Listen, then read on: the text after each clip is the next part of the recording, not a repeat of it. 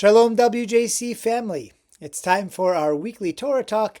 This week in Shul we'll be reading the double portions of Behar and Behukkotai. And today I want to look at Parshat Behar. Specifically, I want to talk about nostalgia. Now, I am a Gen Xer. And I don't know if you know anything about Gen X, but we are pretty crazy about nostalgia. Things from our childhood, we just can't get enough of them. As a matter of fact, we had our WJC gala last week and the theme was the 80s, and it was so much fun. From arcade games like Donkey Kong to Ms. Pac-Man to an 80s cover band playing all kinds of fun music that I remember from my youth. And it brought me back. It did something to me to reconnect in that way. It almost was a freeing feeling. And this idea of the power of nostalgia to free us, to bring us back to something that came before, a time when things made more sense maybe, that is a key that we find in our Torah portion. In Behar, we learn about the laws of the Jubilee, that on the 50th year, we are told, and this is Leviticus 25:9, V'ha'avarta shofar trua b'chodesh hashvi'i ba'asor l'chodesh, and you shall, v'ha'avarta, which is a strange word, cause to pass a shofar sounding a trua, these broken blasts, on the 7th month, on the 10th of the month. That's Yom Kippur. B'Yom HaKippurim, and it says Yom Kippur. Ta'aviru shofar b'chol artzachem. Pass the shofar throughout all your land. So it's a very cryptic and strange verse. It's talking only about Yom Kippur on the 50th year. However, this is the verse from which the rabbis derive that we are to blow a shofar on Rosh HaShanah. Now, we do learn in Parshat Emor, which we read just a couple of weeks ago, that the shofar, that on Rosh HaShanah, on the 7th day of the month, on the first day, in the 7th month, on the first day of the month, we are to sound blasts, right? Truah. But it doesn't say with what. And here, in the commands for the Yovel, a few parshiot later, we're told blasts should be sounded with the shofar, right? As opposed to say we could have done it with trumpets. You know, in Bamidbar, we learn about the silver trumpets. You could play a truah on the trumpet.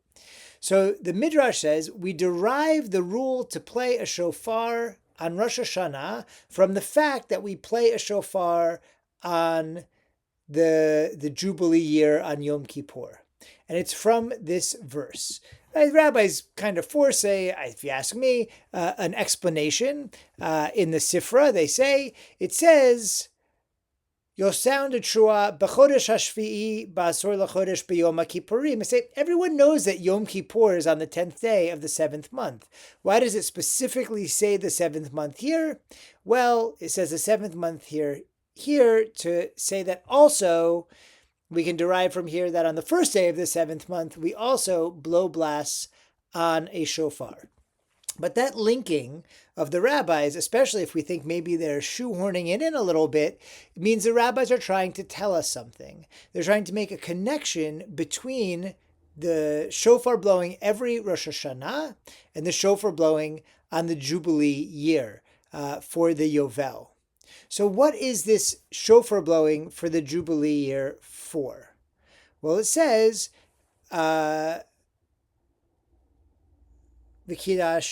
et shnat hachamishim shana. This is still Leviticus 25, now verse 10. And you shall hallow the 50th year. Ukratem dror ba'aretz l'chol yoshvecha. And proclaim dror throughout all your lands. Dror means release, it means freedom, it means justice, all these good things. It's the quote that's on the Liberty Bell, right? It means liberty, dror. You shall proclaim dror throughout the land. So on the Jubilee year, the shofar is supposed to be a release. It's supposed to relieve us of something. Just like I said, I was released by all this 80s nostalgia, brought back to a time when the world made more sense to me. I was a child, things were simpler. So too, on the Jubilee year proclaims release. And in fact, everything goes back to the beginning. The land possessions of the Jewish people in Israel were supposed to revert back. If someone had sold their tribal inheritance, it reverts back to their original owners. Debts were released as they were on the seventh year. And there's just this reverting back to sort of the beginning, going back to the beginning. And so too, on Rosh HaShanah, if we're going to carry this through, then every year we should be thinking in a way that the blasts of the shofar on Rosh HaShanah also bring us back to the beginning. Right? Maybe with some regret and remorse. That's the broken sound of the truah, right? The Talmud teaches us that the truah is a broken blast, almost supposed to sound like crying or wailing. But another piece of the shofar blowing is derived from the Jubilee year. I mentioned that we have this strange word, v'ha'avarta, you shall cause to pass a shofar truah, a shofar's broken blast each year. And then later in verse 9, it says again, ta'aviru shofar, you will cause to pass this shofar in all your lands. And the Midrash in Sifra says, oh, that's how we know the truah means the broken blast. But to cause to pass, v'ha'avarta, and later in the verse, ta'aviru, means a straight long blast, what we would call a tekiah, right? And so that tekiah blast, long, loud, and proud, that's what avars, that's ha'avarta. Then you play a truah, and then it says again, ta'aviru, another tekiah on the shofar. And so it reminds us actually, as we're doing this looking backwards every year, that there is this powerful blast of what we see. There's the brokenness of what could have been, and the powerful blast, again, a tekiah of mending. Now, I know it's not Rosh HaShanah, but we're reading about the Yovel, and we are commanded that every day is a good day to do tshuva, to do repentance. And it seemed like in this moment, when maybe everything seems complicated, right? There's an epidemic of it's complicated around not just Jewish issues, everything's complicated today. The government's complicated, healthcare's complicated, trying to make an appointment is complicated, everything's complicated. How we're supposed to eat, nutrition, everything. Complicated. It's like nothing's simple anymore. Well, it's okay. Part of tshuva is reaching back to that nostalgic time, to that earlier time, and to think about when things were simpler.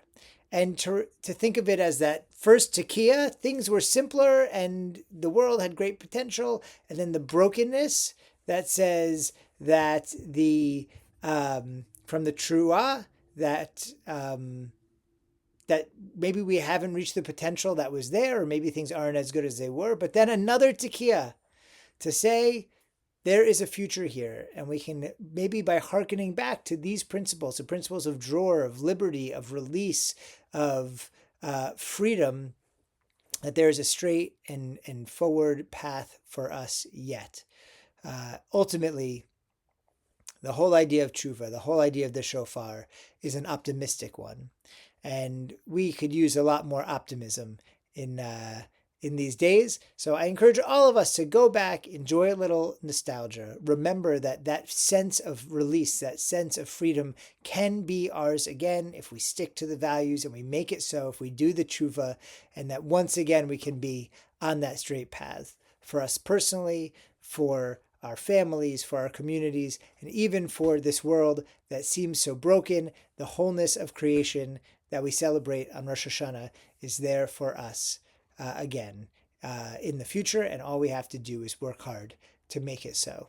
I hope it comes soon for all of us, that everything feels a little simpler, a little less complicated, and that we're really to embrace some of that kind of dror, that kind of freedom on this Shabbat. Shabbat Shalom.